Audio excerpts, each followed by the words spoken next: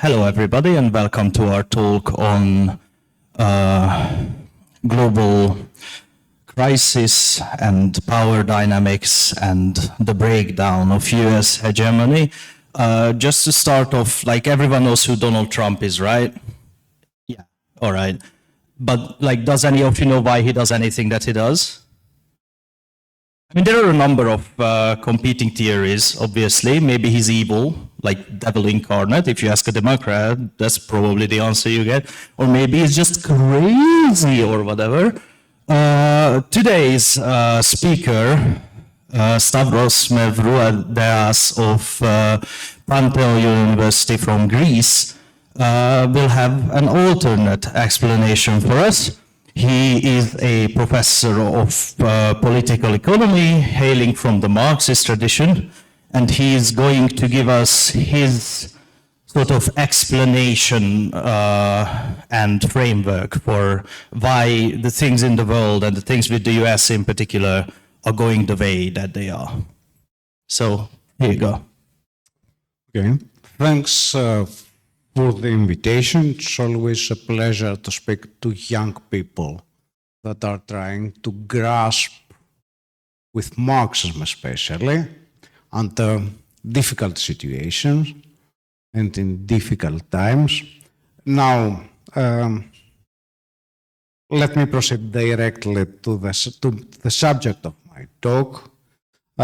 You can see the title, The Globalization, Multipolarity and the Return of the Theory of Imperialism. Actually, the whole talk is organized around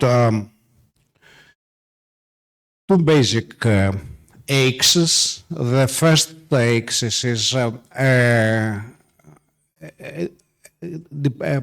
covers the theoretical discourse, meaning with what theory can we understand the international political economy in the era of capitalism, of course. And then how we can apply this theory, and especially the one that I'm proposing, meaning the classical Marxist theory of imperialism, in the current situation. And the main characteristic of the current situation is the abrupt change of the political and economic policy of the world capitalist superpower, the US, under the second Trump administration. So, two things. First, a discussion of the theories around the international political economy, and second, on the basis of the Marxist theory of imperialism, how we can understand what's happening nowadays in the world, and especially the policies of the US imperialism under the Trump administration. Okay, let me proceed directly to the subject. Till almost 2 years ago, if someone had a look at the theoretical discourse regarding international economics or international political economy, whatever you looked at, there was one concept that dominated the whole spectrum: globalization. So you could, this term, globalization, with different meanings and seldom and very weak definitions, dominated the whole spectrum of analysis. Not only the mainstream economics, but also dominated also heterodox economics and to a great extent Marxist political economy. I will argue that this was an erroneous thesis, a wrong theory, both in its mainstream version, but also in its heterodox and radical and also Marxist variants. And a different theory, the Marxist theory of imperialism, is a more coherent and more realistic theory in order to understand how the international system of capitalism functions, operates. So, The first part of my talk would be around the so-called globalization and nowadays the globalization riddle. First point, for almost 30 years, the globalization thesis was considered as an undisputed fact. How can we define it? There are many definitions. A broad definition of globalization is that there is a unified world economy and national economies have become irrelevant. So a corollary of this is that national economic policies are irrelevant. You can't do anything, even if you want. Why? Because the economy has been globalized. So it's beyond the reach and the control of national governments. Of course, that was a very useful trick for many national governments in order to implement reactionary and austerity policies and saying, it's not our fault. We are obliged because of the global environment, because of globalization. On the basis of this argument, the globalization thesis, which was considered as an undisputed fact, it's a fact there, you can't dispute it. Although I'll try to argue that it was a quite disputable fact. On the basis of this, economic policies were formulated, especially at the international level, and there we have two main things. You might have heard about them, the so-called Washington consensus politics, and then a bit afterwards, the post-Washington consensus theories. Let me very briefly, and if it is necessary, I can explain it more in Q&A, in questions. The Washington consensus, both the Washington and the post-Washington consensus took their names, from what? From the big international institutions that are established in Washington. Two of them, IMF and the World Bank, with their division of labor that they have between them. So the policies of these two big international economic institutions followed the idea, the thesis of globalization. They were first codified in the Washington consensus, and the Washington consensus by its own proponent, Williamson, was what? Exactly, almost verbatim in his words. It was a version of mild neoliberalism, meaning, this usually happens, meaning what? Meaning a refined, more realistic and less dogmatic version of neoliberal policies for the international economy, with special emphasis on what less developed and developed economies should do. And the crux of this policy was liberalize. Open your economies. Okay. So it was a mild, realistic version of neoliberalism. This mild and less dogmatic version started having problems at the end of the 1990s, beginning of the the beginning of the 21st century. So a new formula was devised, and this new formula was the post-Washington consensus. Now, the post-Washington consensus is not a neoliberal consensus. It's a new Keynesian consensus, because in my humble opinion, neoliberalism has ceased to be the dominant economic paradigm in the West, at least since the global crisis of 2008. And there is a successor, equally conservative, which is New Keynesianism.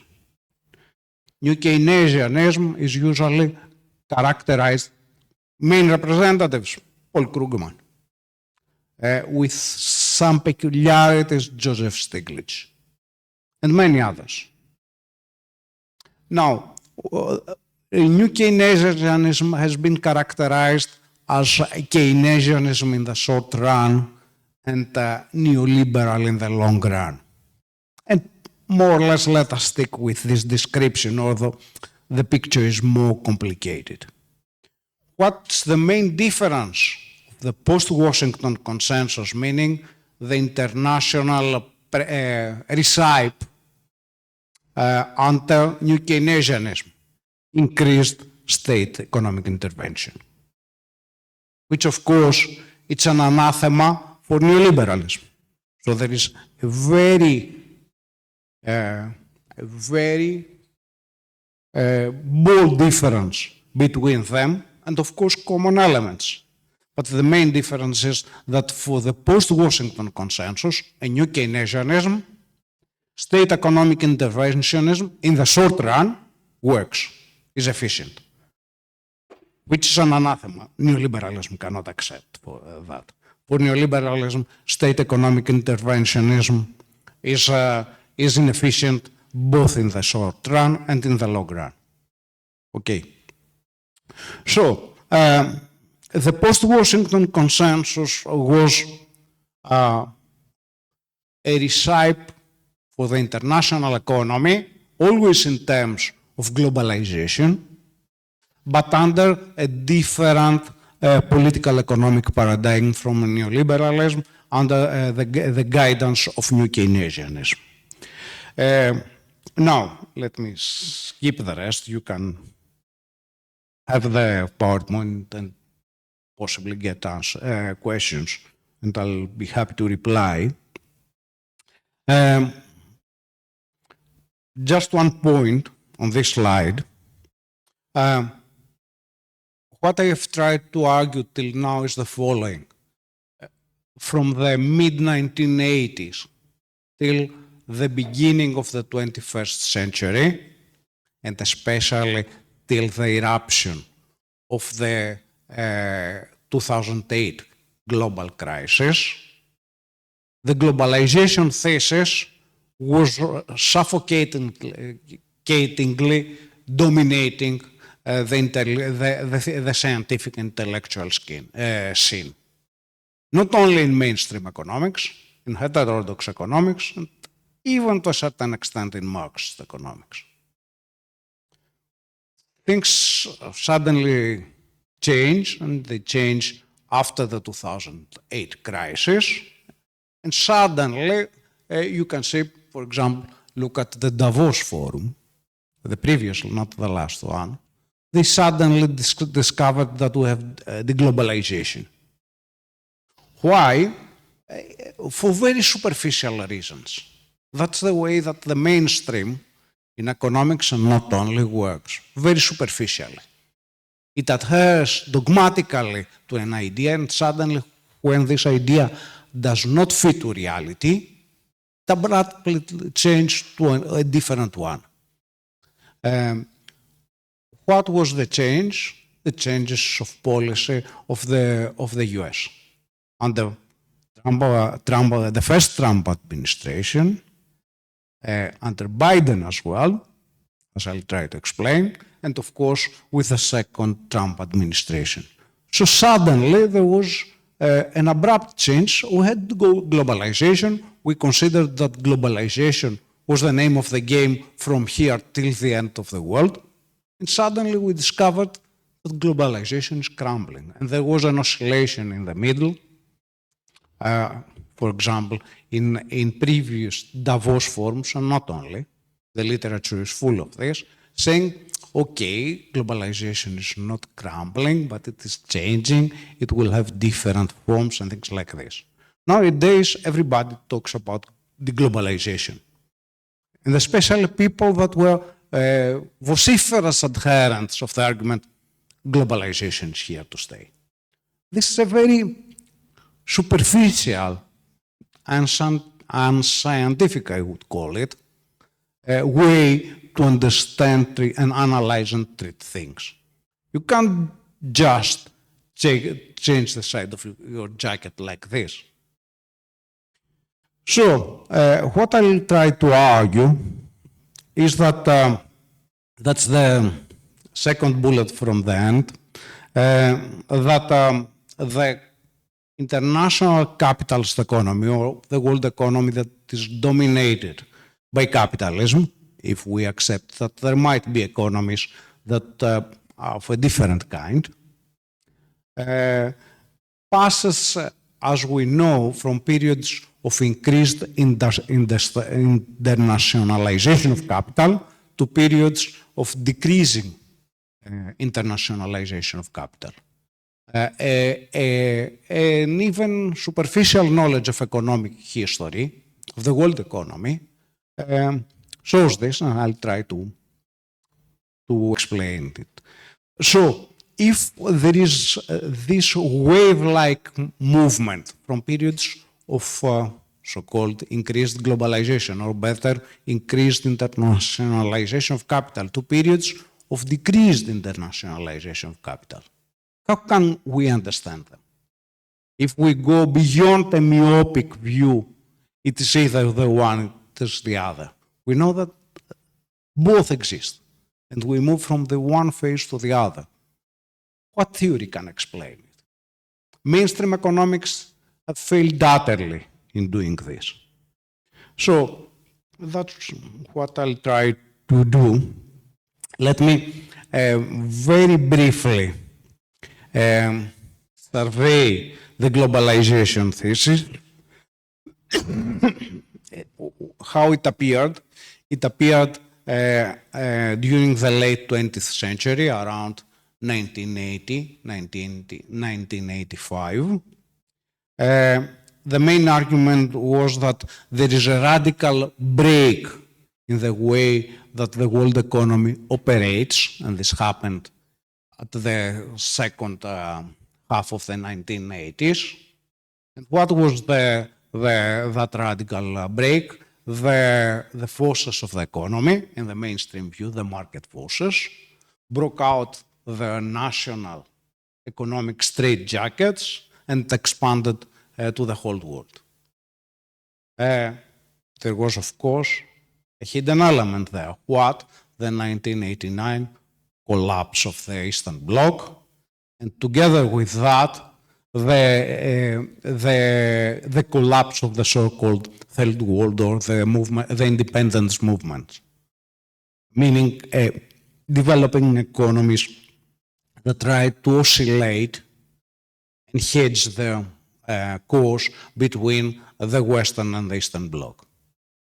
After 1989, everything came under the power of the West.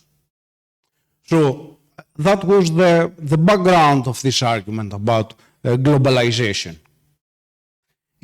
You might have had the talk that Carney is the current Canadian Prime Minister, voiced in Davos. It was very, not exactly honest, very accurate, because Carney was a central banker.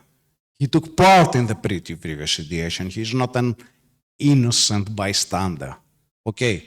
But the whole discourse, the whole talk, was very accurate. Globalization, it was not actually never a globalization, a rules-based order. Always those at the top, meaning the West, did their thing. And whenever the rules didn't suit them, they were able to bypass them. But this has ended.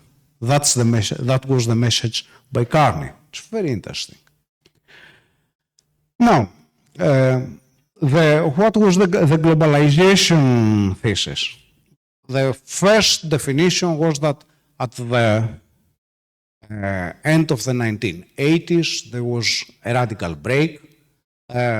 The market forces broke out the national boundaries. They were organized in global circuits of production and exchange. So national economies and national economic policies become irrelevant. There were different theories regarding how this happened. One was a very stupid, myopic technological explanation, meaning information technologies provided the technological ground for this radical break, very superficial view, for several reasons. The second was a bit more robust political reasons, the collapse of the Eastern Bloc and the vacuum that was created. The third that predominated, especially within radical heterodox and Marxist economics, was a rather superficial view that there is an inherent tendency of capitalist accumulation to become globalized. Very myopic, as I'll try to argue. The two necessary corollaries, you can see them at the end. I've spoken about them, so I'll skip them. I'll skip the political arguments, just to mention two things. The economic arguments went hand in hand with two political arguments. The one that globalization would usher a spread of global democracy. This actually never happened. And also that it would get rid of wars. Why? Because of the simplistic, liberal argument that capital abhors war. Business do not like wars. Business want a stable environment to make profits, and where wars disrupt this environment. This is a very stupid idea. It's the idea of classical liberalism of the 18th century, and was destroyed both by the increased war incidents at the end of the 18th century, in the 19th century, and of course by the two world wars. And we know very well that capital can make a huge profits during wars.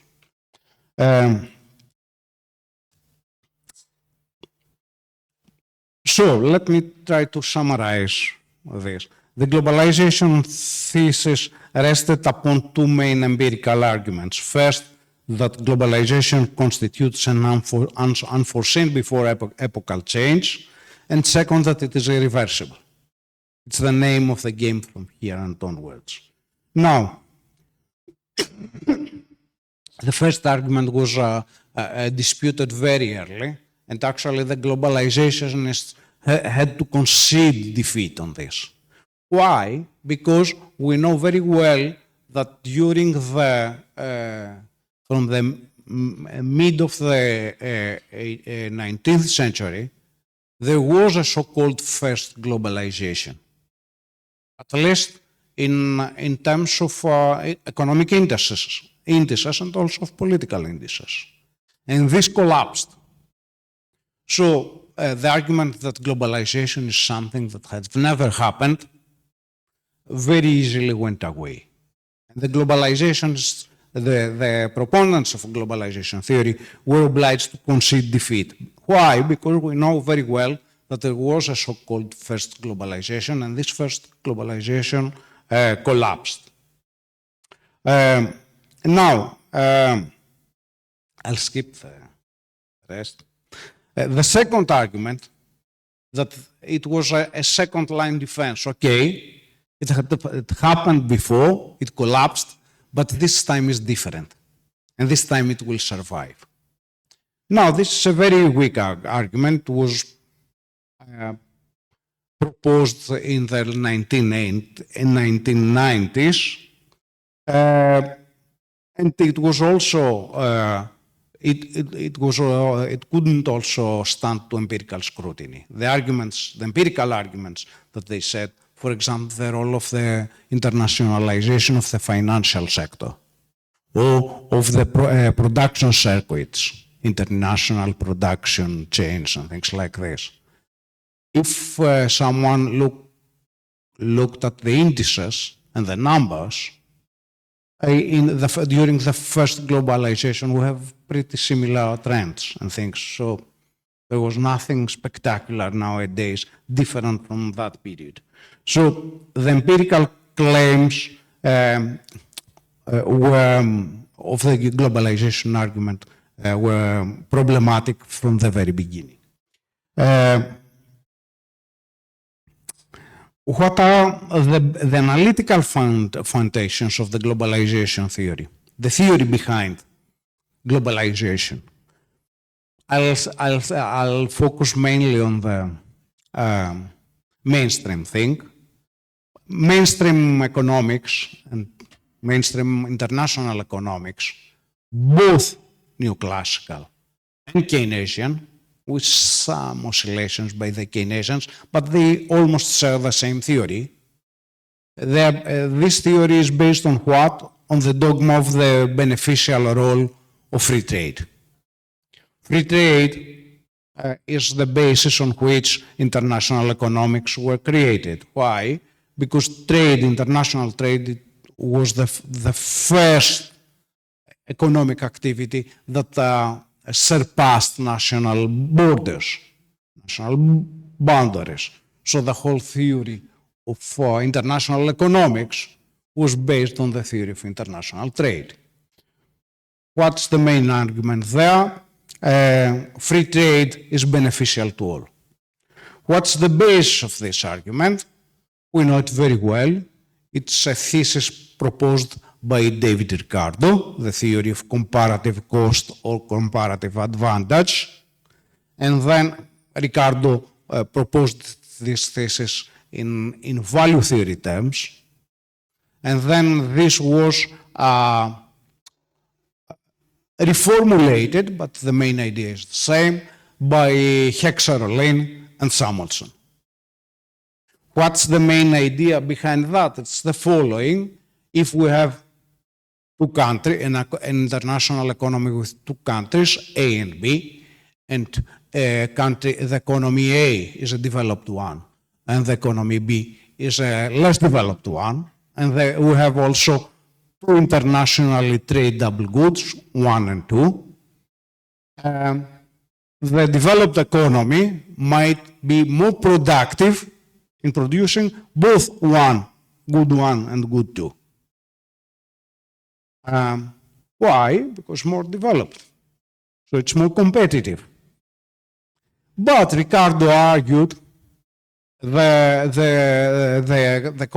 developed economy, economy A, would refrain from producing both goods, and it will focus only on the one, let us say good one, but it is more efficient than in good two. So it will leave to the economy B, the less developed one, the freedom to produce the second good, the good two. Then they will exchange and there will be equilibrium. And that would be mutually beneficial. The whole economy, the global economy, the world economy would be better off. And also there would not be an unfair advantage on behalf of the economy A versus the economy B. Now, we know that this thesis is very problematic, and we know that from the very beginning there was a counter-argument, and the counter-argument was the theory of absolute cost or absolute advantage. It was proposed by Adam Smith in the beginning and refined and reiterated by Karl Marx. And what argued this theory? Exactly opposite from what the Ricardian and the Samuelson and Hexer-Ollin theory argues, meaning that if the developed economy, economy A, is more efficient and productive, both good one and good two, it will do it. This means what?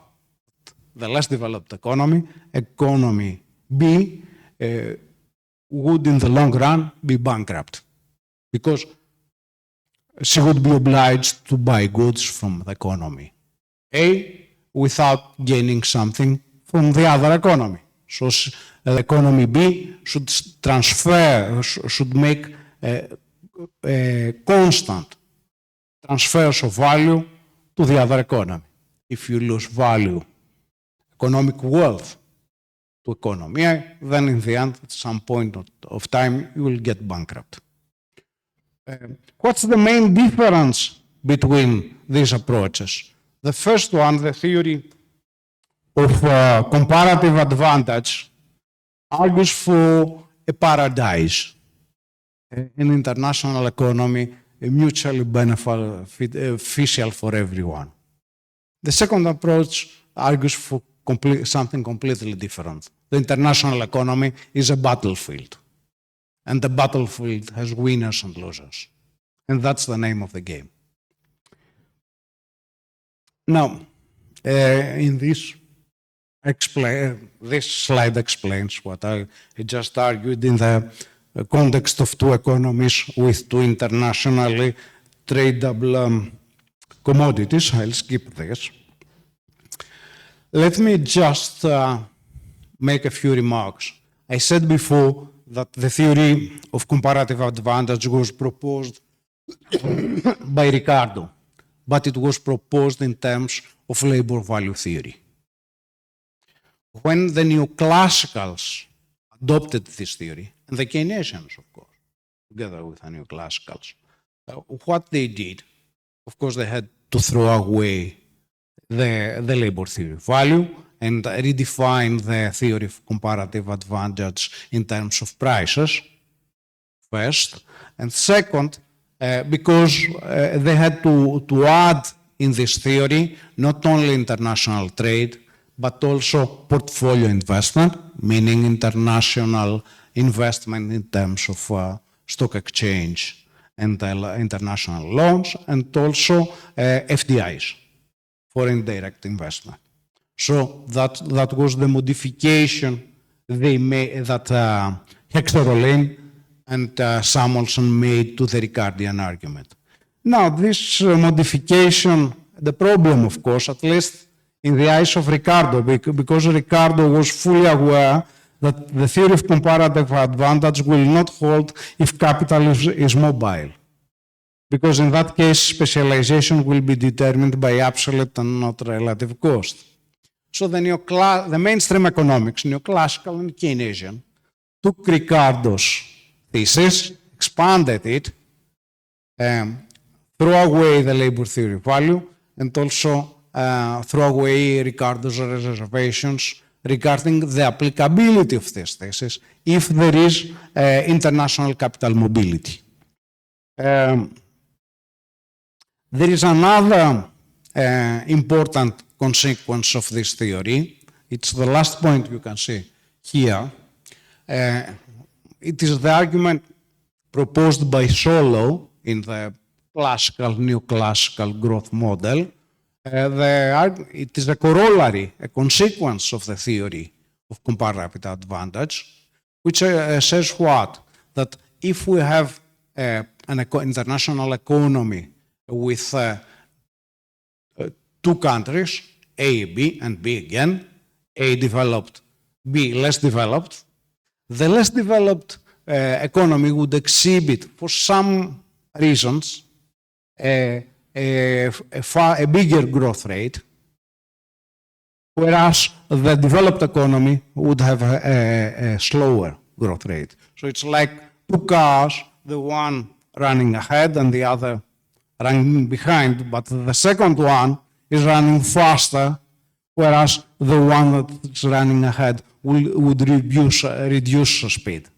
Then the result would be what? The developed economy would slow down. The less developed economy will catch up, but in the end, they will land in running side by side. This is a very problematic mainstream thesis. It's the so-called convergence thesis. We know that it's empirically totally irrelevant, because always we have differences of development in economies. We have the case of a developed economy falling back and a less developed going forward, but never a situation that all the economies are at the same level. Now, I'll skip this, but you can see them in the PowerPoint, about the versions of convergence, absolute convergence, conditional convergence, and clump convergence.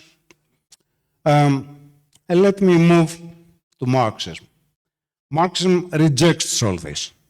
The main idea of Marxism and Marxist political economy is that under capitalism, it is uneven development that reigns, meaning always you would always have differences in development level, and of course differences in growth rates of economies. Why? Because Marx's theory argues that the inherent logic of capitalism systematically produces and perpetuates inequalities between nations and regions. I won't expand on that but you can ask if you want more on that issue. So in empirical terms, and this is the last bullet you can see there, the uneven development thesis fits the empirical data perfectly well, as opposed to the convergence, the mainstream convergence thesis. I'll skip this. Let me move to a more hard issue. How can we codify, taxonomize, the way different schools of economic thought approach the international economy? What I propose is a three-side codification. The first is orthodoxy. The orthodoxy is mainly neoclassical and traditional Keynesian. They share the same thesis. All this, especially modern, think that Keynesianism is something different. No, Keynesian is the same breed with the neoclassical. It is, let me say this, they believe to the same religion, but they have their internal differences. They are both Christians, but the neoclassicals are Orthodox and the Keynesians are Catholics. That's the difference. But they are both Christians. The main belief is that international economic relations are inherently mutually beneficial. For neoclassicals, almost instantly, by definition. For Keynesians, no, there can be problems, but if we have state intervention, then the thing would function properly. So the main difference is not the mutual beneficiality of international economic relations, but if this is being achieved instantaneously, automatically by the system itself, or if it requires some help by the state. That's the difference. But the core belief is the same. Then there is the heterodoxy. Heterodoxy is a very diverse cohort of theories in economics. It comprises of post-Keynesian theories of international economy, international trade. These usually add an emphasis on monopolies and monopolization. There is also the so-called radical political economy. The radical political economy are theories and schools of thought that are hybrids between some form of radical Keynesianism and some form of diluted Marxism, I would say. There are several such schools, especially in the 1970s and 80s, existing till today. These theories, the common ground, they have many differences among them, but their common ground is the following. They argue that there is no beneficiality in the mid-term because of policy deformations, because economies and countries do not act properly. So this requires regulation by the state, even some forms of mild protectionism, but mild protectionism, and then somehow the problems of the international capital system would be rectified or at least become less grave, less acute. And then there is Marxism. Marxism has a completely different viewpoint from the previous one, arguing that in a world economy dominated by capitalism, this would be inherently conflictual and not mutually beneficial. I'll skip this thing about orthodoxy and heterodoxy, and I'll move directly to what is, in my opinion, is the best approach to capitalism's international system, and in my opinion, this is the Marxist theory of imperialism. Let me say a word before proceeding. The Marxist theory of imperialism, its nucleus of analysis, is the national economy. This, why, for several reasons, I can explain if asked, because capitalism is being born, is being created as a national economy. That's the history of capitalism. Unless you go to some rather perverse theories, a world system analysis, for example, we know that in historical reality, capitalism was born as a national economy. The British case is the obvious example. So the fundamental nucleus of the system is always the national economy. Even in periods of increased internationalization of capital. So by definition, the Marxist theory of imperialism does not accept the globalization thesis. Now, how this theory was born, was created. We know that the theory of imperialism was not a Marxist invention. It was, the first proponent was Hobson. Hobson was a Fabian, meaning a Fabian society, if you know. Fabians were reformers of capitalism, some form of conservative social democracy. We could call it in modern terms. So Hobson's thesis was what? There is a deformation of capitalism because some economies have more power, Britain, and for this reason, because they have internal crisis, for Hobson under consumption crisis, lack of effective demand, then they try to export their problems to other economies. And this way, they falsify the free international trade, free international movement of capital, and so on. And how can this be solved?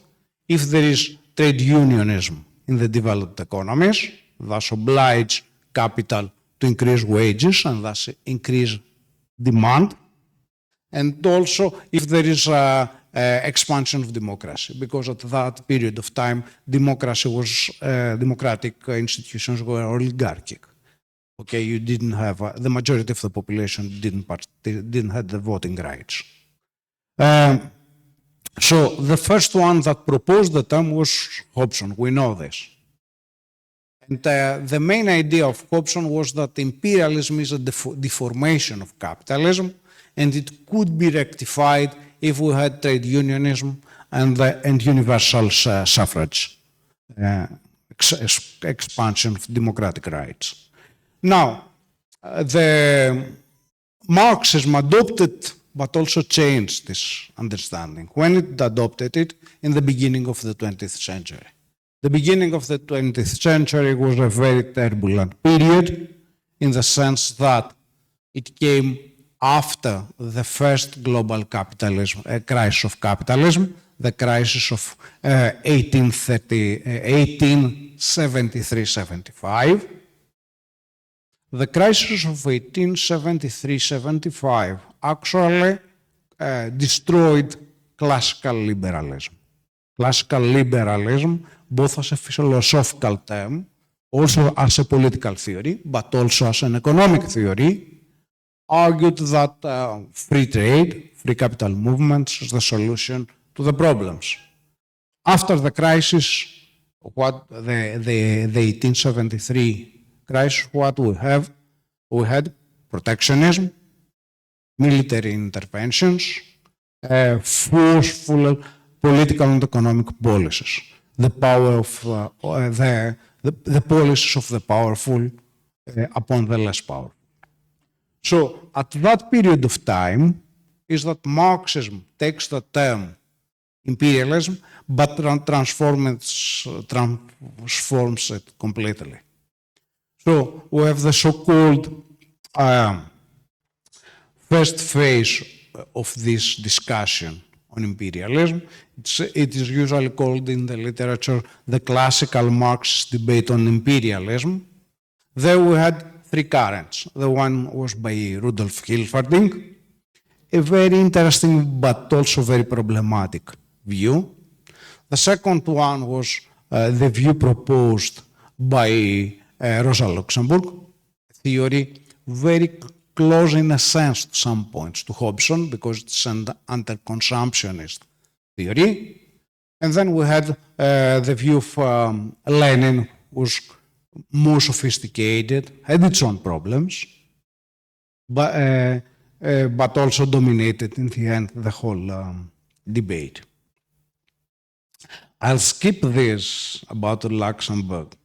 I'll focus a bit on Lenin and especially Bukharin for several reasons, because the main book at that period was written by Bukharin under the supervision, of course, of the old man, meaning Lenin.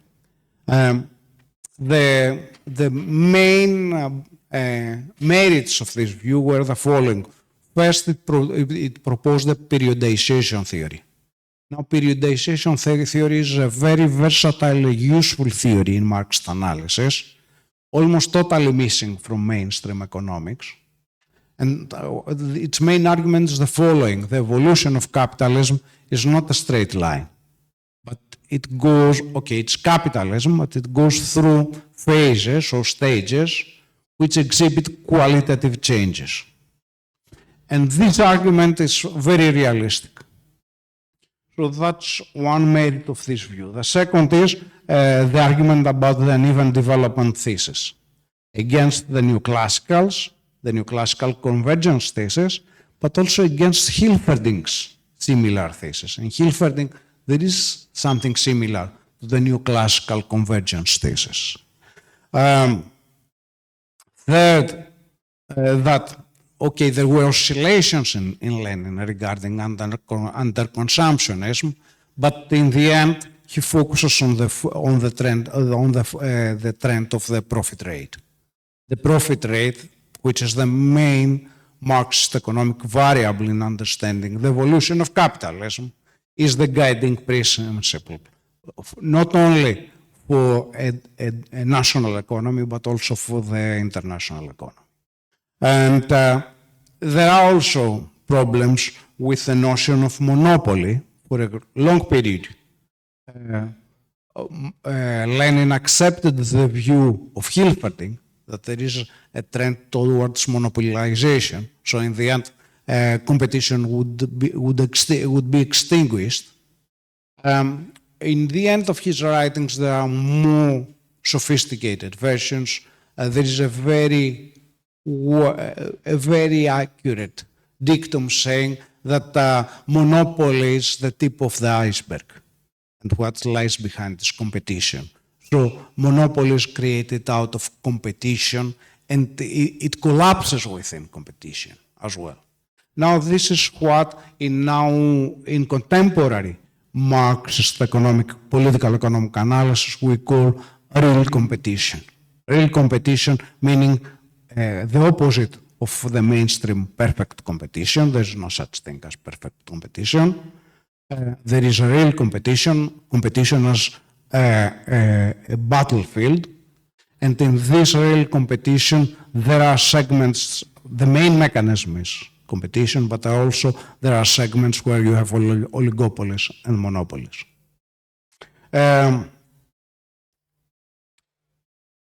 Now, there was another very interesting argument by Bukharin. Bukharin proposed that in capitalism there is an inherent and permanent contradiction between nationalization and internationalization, meaning that you have periods when the capital accumulation breaks out of national borders, and then this is followed by another period when it returns to its national borders. And this is a very opposite empirical argument. Henry Grossman was a special case, very interesting. I'll skip it for the moment. Now, the logic of the classical Marxist debate was, I think I'm encroaching the time, right? So I'll try to move forward. It was the following. You have problems in capitalist accumulation, meaning crises, especially in the developed economies. These are being tried to be solved by exports of capital, and this leads to imperialist conflicts and rivalries all over the world. So the logic of the classical Marxist theory of imperialism was you have conflicts between developed capitalist economies. Now, in the second phase of this debate, the second phase was dominated by the so-called dependency theory, an interesting but very problematic, in my view, theory. This changed the geometry of the argument. It said all the developed economies are together, the conflicts are non-existent or do not have any significance, and so the developed economies exploit the less developed. That was a very problematic, in my view, thesis. I'll skip what happened. The more interesting contribution on this dependency theory is by Argyri Emmanuel, a Greek economist. His theory of unequal exchange. If you want, I can explain more on this. And the third version was a globalizationist argument that was very vibrant within Marxism. Typical examples, Hard and Negri, which argue that imperialism is out of the picture. It's a wrong theory, doesn't matter. We have a unified world, and in this unified world, even classes have collapsed. You have the multitude, and then you have capital and all these things.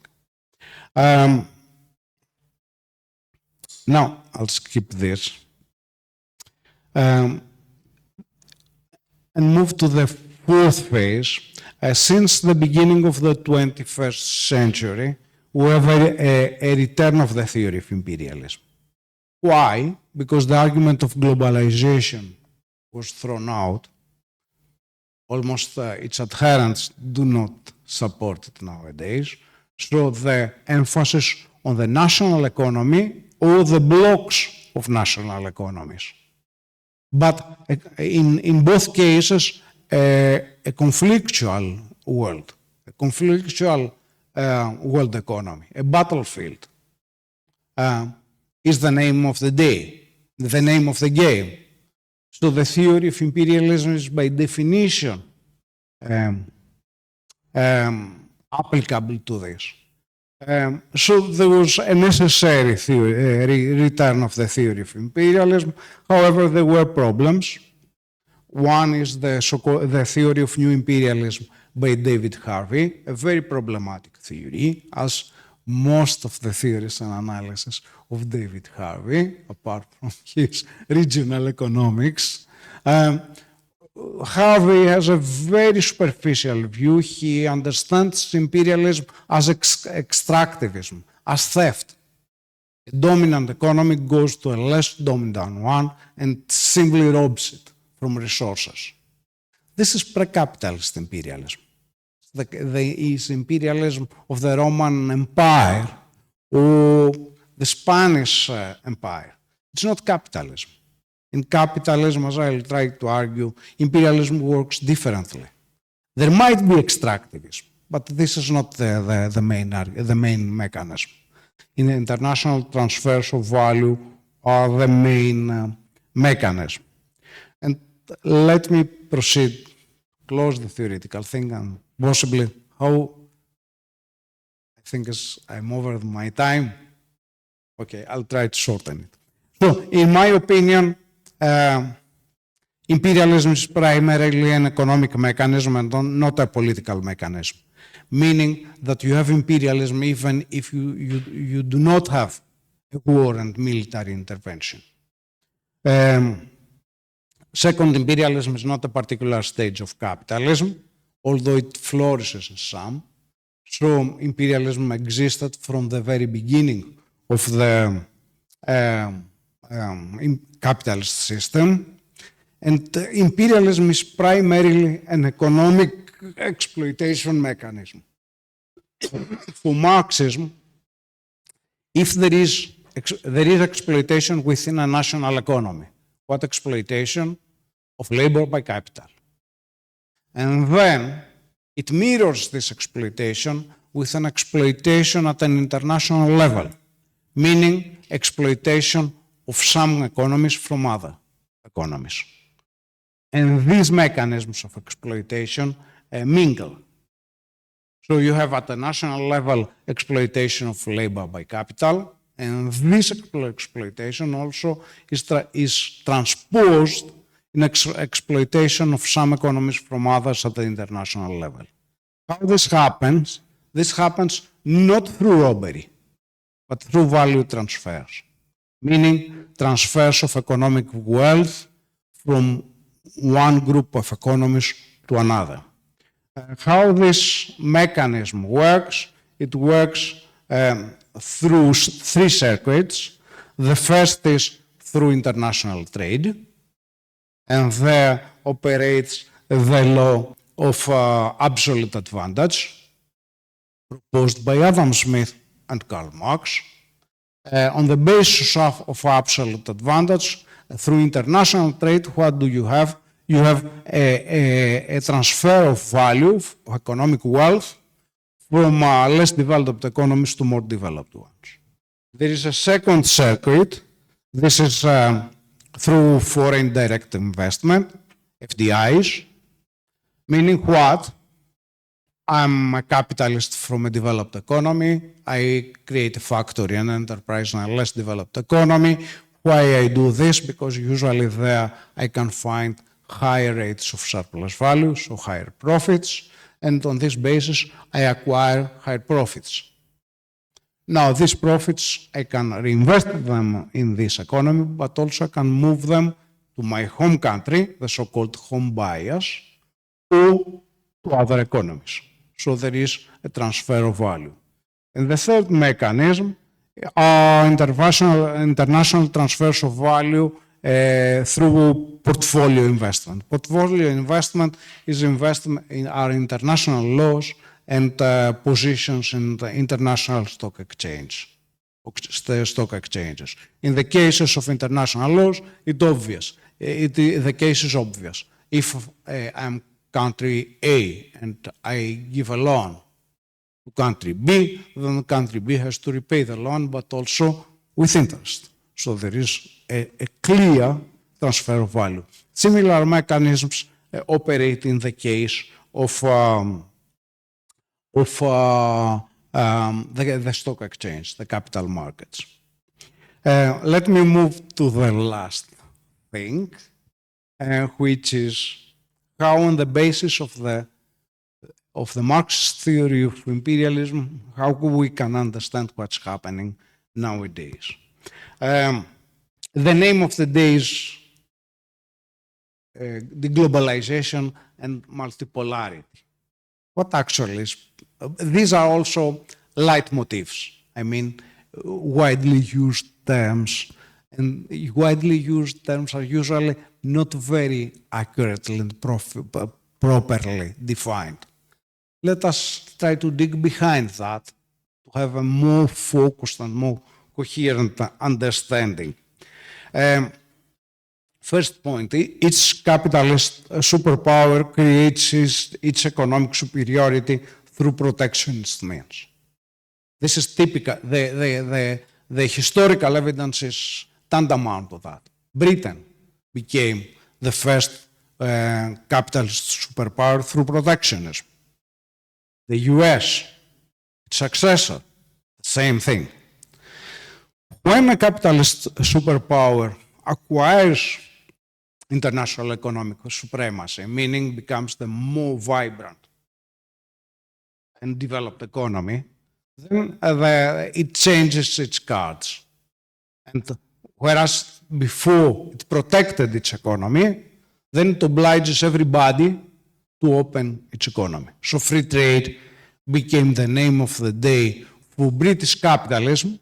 Once British capitalism became the more developed capitalism in the 18th and 19th century, not before.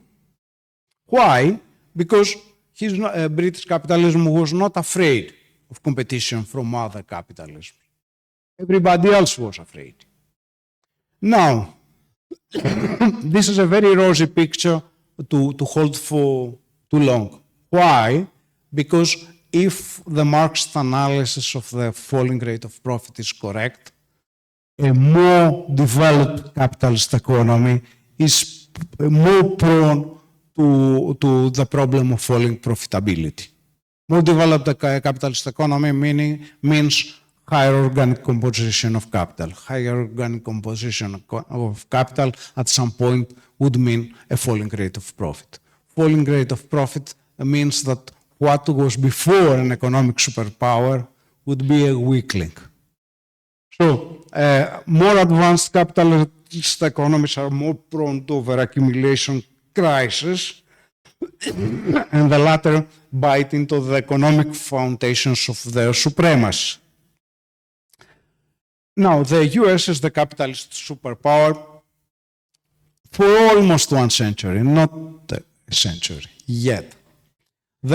It became a superpower because of the dynamism of its economy in terms of technological development, productivity, competitiveness, and also because of its ascendancy over the international financial system, and especially the role of the dollar as the main reserve currency.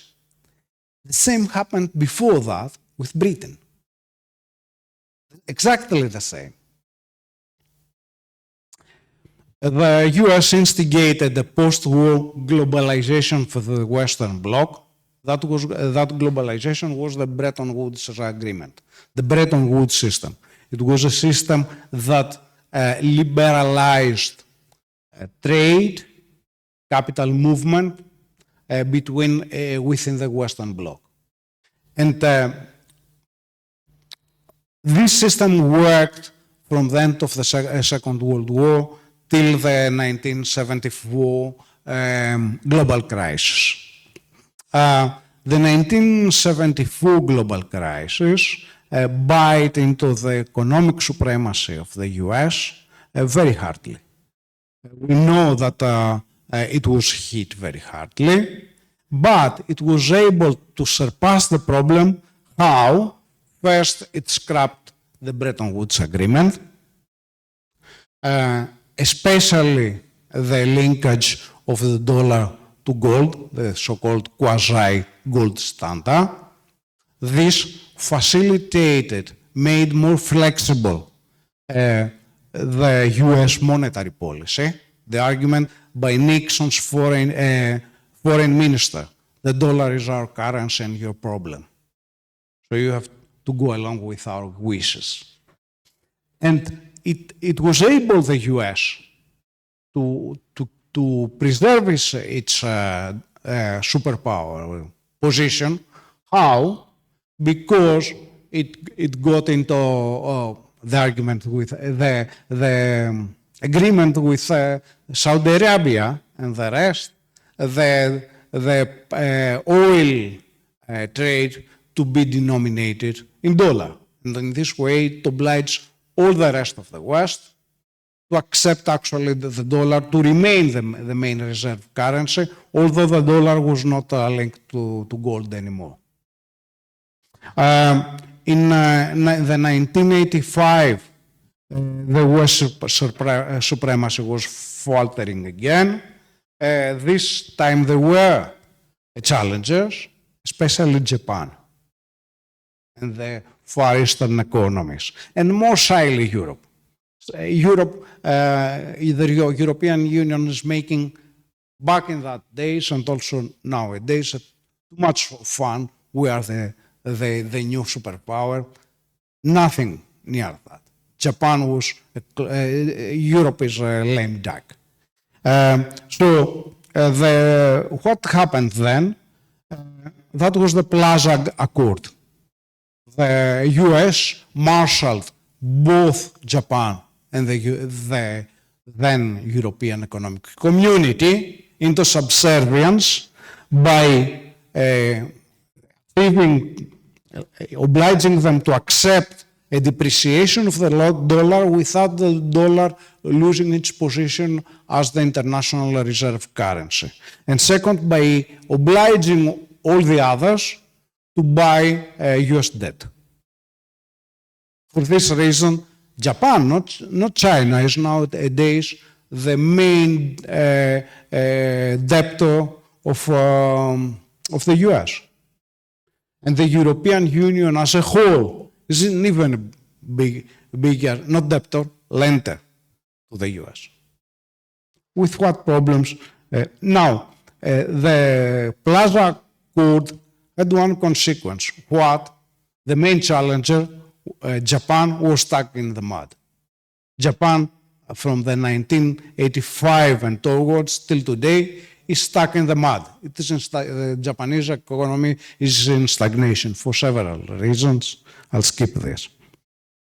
Now, the 1989 collapse of the Eastern Bloc gave new opportunities, but these were also short-lived for the reasons that I stated before. And then we came to the current situation. The current situation has a name, but not only a name. What is Trump? What? The first Trump administration.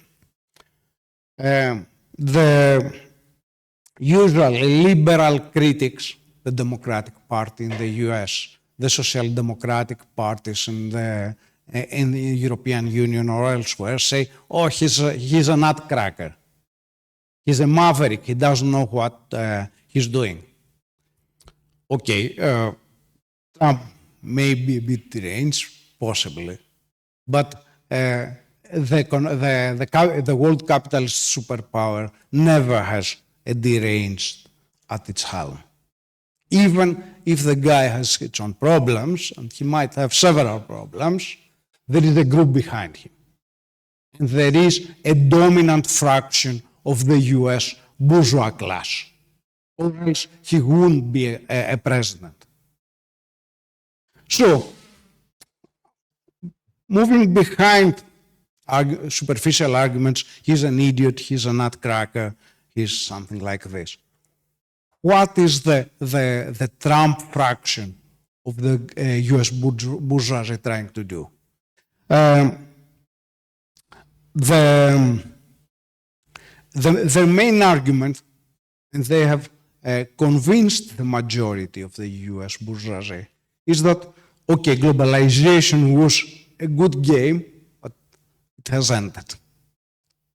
So we can't go with this policy. We have to resort to more forceful politics. We are losing our status as an economic superpower, and it's a time for forceful measures, abrupt measures, not polite and subtle ones.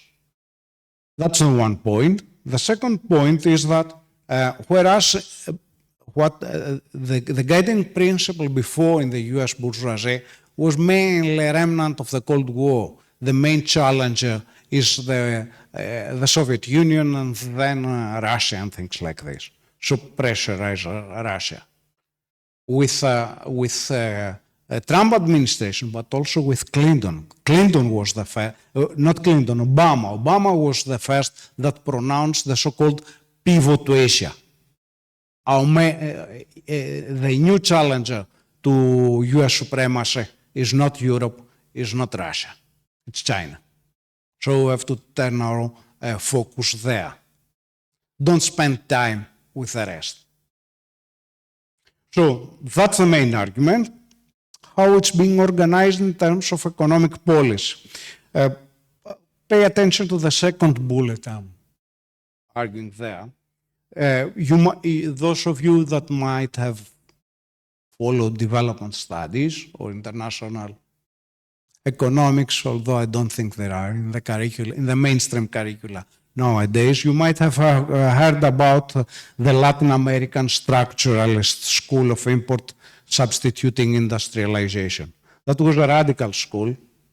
The Sinker-Prebys thesis, for example, related to the dependency school as well, which argued that for the Latin American economies, meaning economies of a middle level of development, if they wanted to develop truly, they had to employ protectionist means, protect their internal economy and from foreign competition, and divert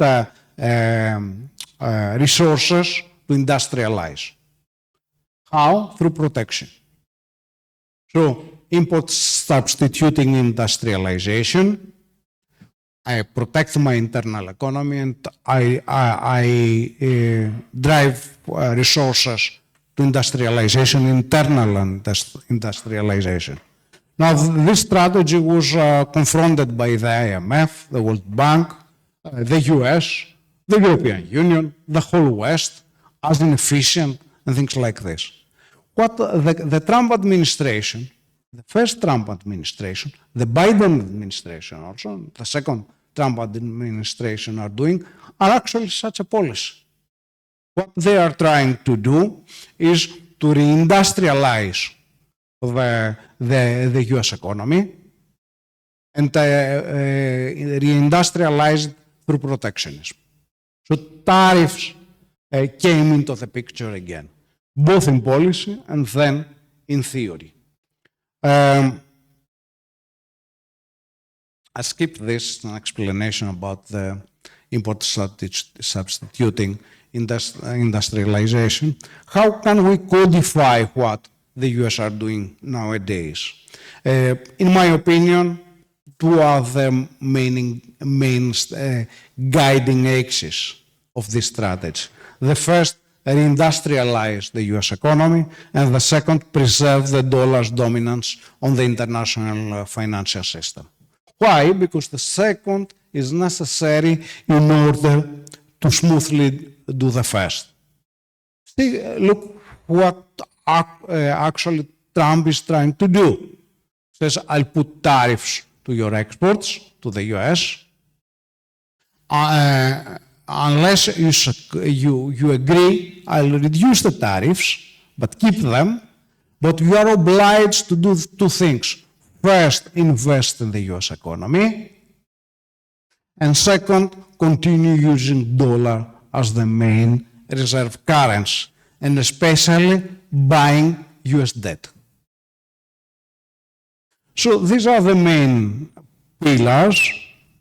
Both of them are non-neoliberal pillars. They're very close to new Keynesian views about the economy. They are not neoliberal. The Trump administration and the Biden administration before it used industrial policy. Industrial policy is an anathema for neoliberalism. Gary Becker, the Nobel laureate, said, a prominent neoliberal, said the best industrial policy is no industrial policy at all. And the US had always an industrial policy, but it says it overtly. So, there is another aspect regarding China. I'll skip this unless you want to ask about this. Now, the EU strategy is fraught with problems. Why? For the following three reasons. First, reindustrialization is a long-term process. You can't reindustrialize the industrialized economy at the snap of your fingers. It takes a long time for many reasons, because you have lost productive abilities, because your economy has to be restructured, and production is not an easy thing. It's not just playing with stock exchange and things like this. It's more hard and more time-consuming. Second, because retaining international financial supremacy is very difficult, because international trade and capital movements are increasingly fragmented, and also because nobody trusts the US, especially after its weaponization of the financial system through sanctions, tariffs, and unilateral moves. And third, because the US assumes unrealistically that all other countries will ultimately succumb to its will. Now, this happened with the teen prince, the European Union. The European Union very easily bends to the US demands, but it didn't happen with China, it didn't happen with India, and it didn't happen even with Brazil and several other big economies. So it's a very unrealistic expectation that I'll just throw a threat and everybody will conform. There you can see in this graph, and I'm finishing, that the decline of the US manufacturing, the hardcore of the US industry, is a long-term trend. It actually began in the 1960s, and it's not an easily reversible trend. You can see it here in terms of labor productivity growth, which is a very important variable. I can explain this more if required. Here's the comparison of, not of the absolute level of labor productivity, but of the labor productivity rate of growth. And you see the difference with China, which is quite important. Retaining international financial supremacy is difficult for two interrelated reasons. The one is that central banks all over the world reduce their holdings of US dollar. Why? Because the share of US international trade is diminishing, and also because keeping US debt is becoming very dangerous. Back in the old days, having US debt was considered a safe investment. Nowadays, it is not. So for this reason, the international financial supremacy of the US is endangered. And the only thing that there is a bright spot for the US is that there is an increase of foreign direct investment inflows in the US economy. And this has started from the first Trump administration, and it continued with Biden and the second. But there is a caveat there. What's the caveat? The investment in the US economy are mainly investment by US multinationals that repatriate activities to their home country, or are mainly investment from the European Union, which is the easy target. Not from the rest of the world. And that's the end of it. I hope I didn't exhaust you. There is a special problem also in the US strategy. I said before that the pivot to Asia is the guiding principle, meaning subjugating China. This is quite difficult. The US succeeded with the European Union and Japan once. It's like a basketball team having devised a clever tactic to win a game. You can do it once, you can do it twice. To do it the third time, it's too much. Your opponent will read your play. And this is the case of China. Now, if I may dare to do a forecast, in my opinion, the US strategy won't succeed. And of course, its failure would lead to an end of the US supremacy. Of course, this can be very bloody because the US has shown that it's quite unscrupulous. It doesn't have a problem to push the button. That's it. Thanks.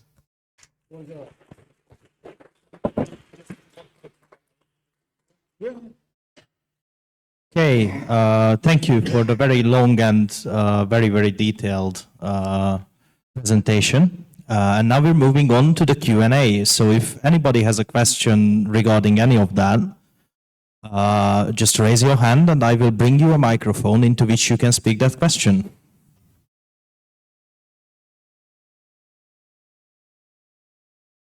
Questions?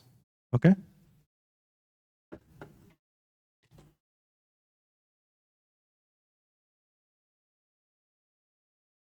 Thank you. My question is regarding your last prediction, namely that the US strategy will bring forward the end of US global supremacy. Do you mean this primarily in an economic sense, in a financial sense, or in a military sense maybe?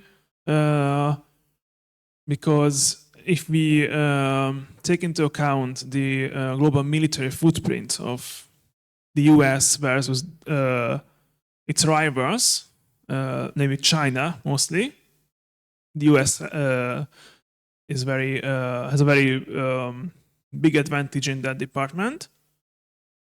In the military footprint, global military footprint, the US has a large advantage compared to China.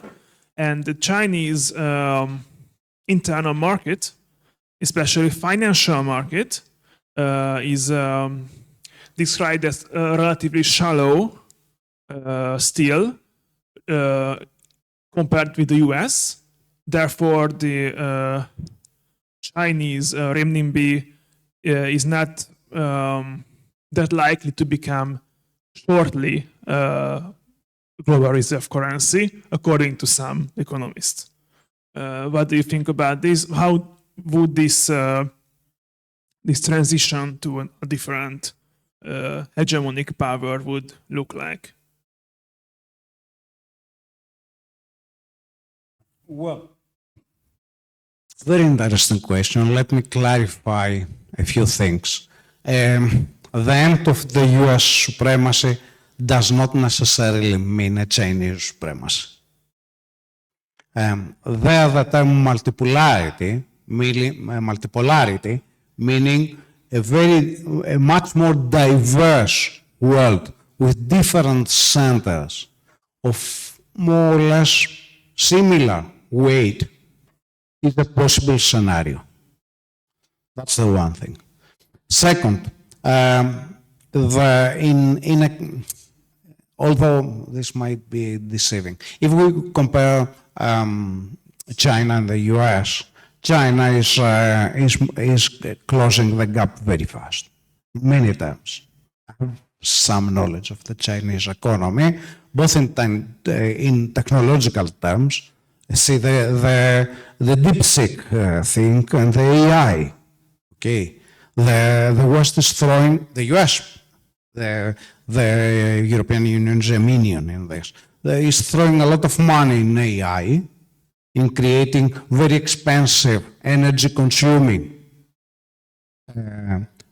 servers and things like this. And the Chinese, with the DeepSeek, did the same and even better job with all the processors and much more cheaply at almost 10% of the cost. And that created a first problem in the so-called AI bubble. It might be at some next point a disaster. Okay, so let me try to codify my answer. A fall of the US supremacy does not necessarily imply a new superpower. It might lead to a more volatile environment, meaning several economies or blocks of economies of pretty similar weight struggling at an international level. Now, regarding two things, the argument about the financial sector, the argument about consumption regarding the Chinese economy. These are Western myths. The Chinese economy has problems, but not this. Not this. The consumption in the Chinese economy is increasing. The real wage is increasing, whereas in the West it's decreasing in the long term. But the Chinese model has an inherent emphasis on increasing production as opposed to consumption. Let me put it very simplistically. That was a clever choice. That was a clever choice. There was a stupid Western attack before COVID, saying, come on, the Chinese growth rates are fictitious. Why? Because the Chinese collect national statistical data in a different manner than in the West. Why? Because when you collect national accounts data, you do not measure every penny in the economy. Okay, you just make a sample measurement. Now, sample measurements are being made on the basis of hypotheses. The Western systems play a higher emphasis on the financial sector than on the productive sector. The Chinese system is different. When this stupid attack was pronounced, came out the Peterson Institute. Peterson Institute is an American institute, very conservative. And the head of its China desk said, don't say this, because if they used our system, their growth rate would be even higher. He was right. So there are several myths in the West that are totally unfounded. For example, there was the prediction that there would be a collapse of the housing market in China. Remember the 2008 crisis? What was the mainstream explanation? A stupid explanation, but till now it remains the mainstream explanation. How the crisis erupted? Because of the bad housing loans in the US. Okay. 1 year ago, we had the collapse of Evergrande in China, a huge construction company. Nothing happened. Nothing happened. Why? Because the housing market operates differently in the Chinese economy than in the Western economy. Let me add another clarification there.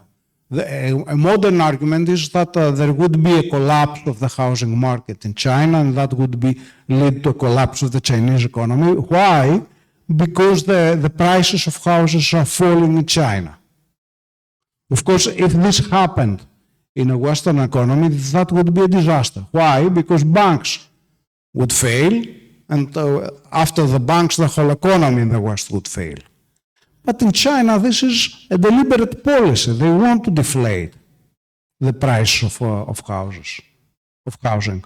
And because the structure of the economy is different, I don't say that it's excellent, not necessarily a prototype, but the housing market works different. So in the West, you hear a lot of stupid things that are completely unfounded. And they are either myopic or simply propaganda. Okay, that's it. I could say also something about the financial sector, but.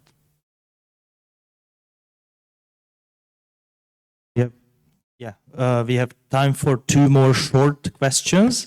And then after that, okay, 1, 2, already taken both.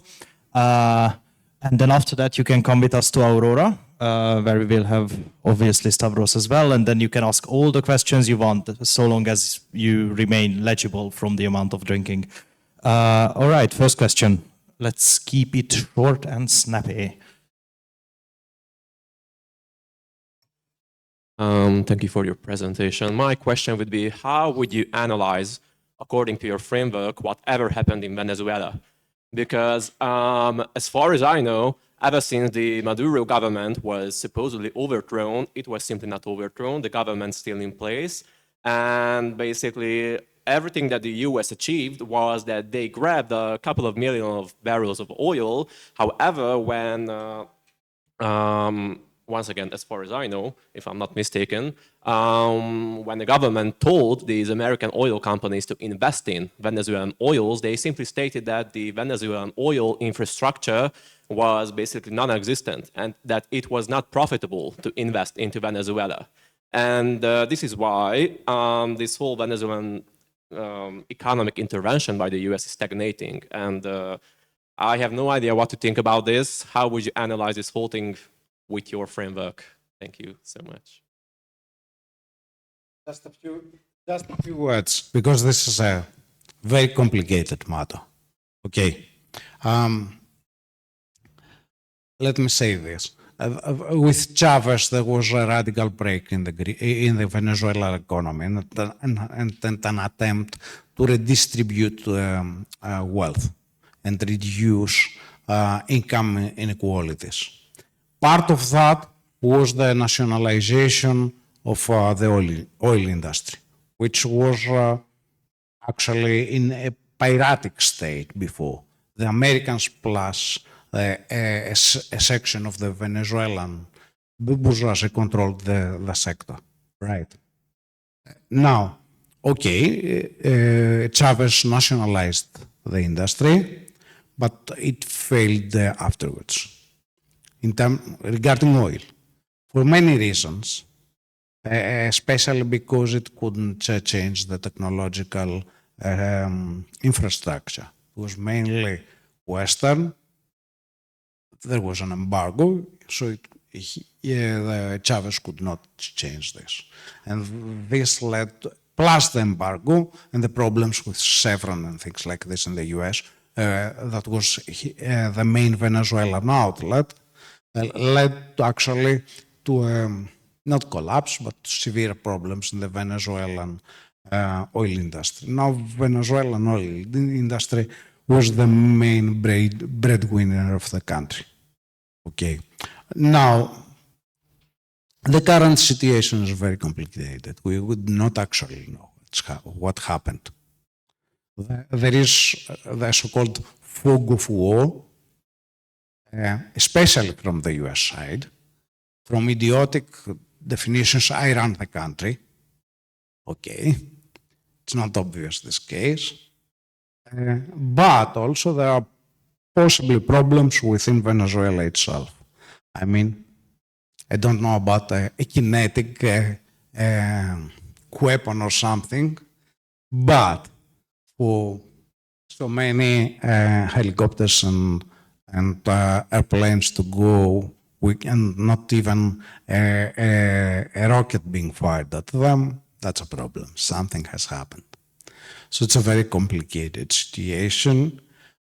We can explain, but till now the fog of war and the disinformation is too much. So I wouldn't dare to offer a more precise forecast.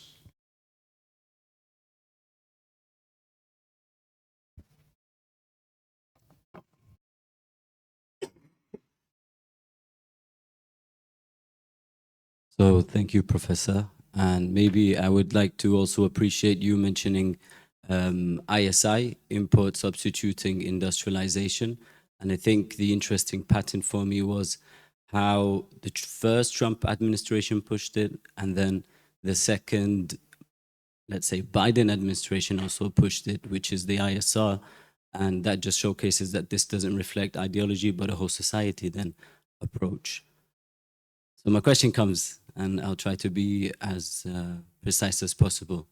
What are some other events that happened in the past 2-3 years that both the Trump and Biden administration both agreed on that could showcase where imperialism, or I don't want to call it now US imperialism, but the US strategy is heading towards?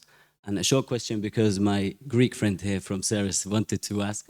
So he asked a very objective question, which is, whoever studies economics, why the hell don't they become Marxists in the end? Yeah, those are my questions. Okay. Look, in my opinion, the idea of this pivot to Asia was simmering long before. I already said that Obama was the first that voiced it, but did not implement it. He worked still within the so-called framework of the rules-based world order. Exactly what Carney in his Davos talk demystified. So yeah, it was it, but it was never like this, but now it isn't. Okay, so this idea was simmering within the US ruling class. Okay, now with Trump, it became a dominant choice.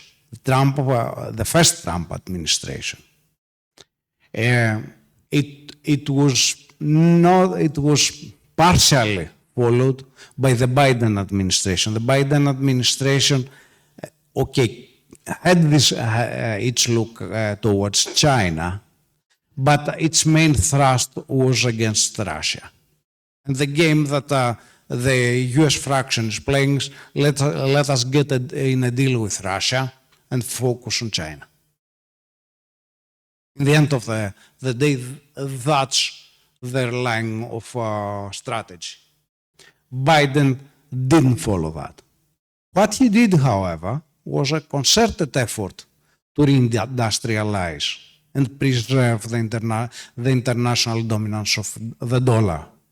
So with Biden, we have an explicit industrial policy. Under new Keynesian economists and not planners, formulators of economic policy. Then with the second Trump administration, the pivot to Asia is much more pronounced, although they are afraid of a direct conflict, so they are going around. But it's obvious the focus on Asia and the attempt to strike a deal with Putin.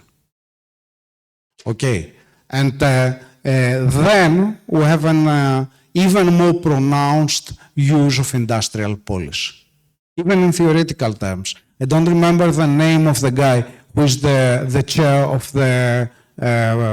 of Trump's economic advisors. He's being touted as a replacement for the Fed chairman, but possibly not.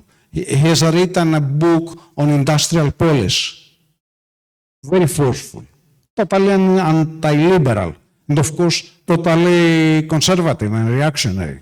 The one goes,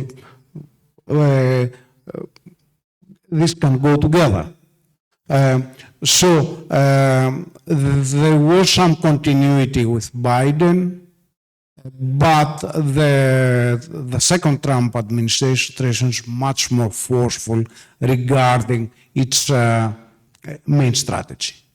Now, regarding the last thing about Marxism, Marxism lives in the underworld. Yes, in a mainstream economics department, like my old department, it's almost back in Greece, is practically illegitimate, to say the least, to say it politely, proscribed.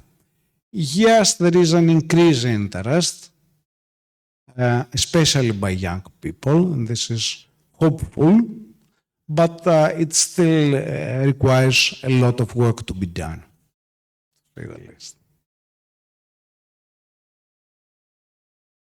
Okay, thank you everybody for coming. If you have any further questions, you can of course approach Stavros now, or you can come with us to Aurora, where there will be a little bit more looser of an atmosphere, maybe some opportunity for debating if that is necessary, and then definitely some exchange of ideas.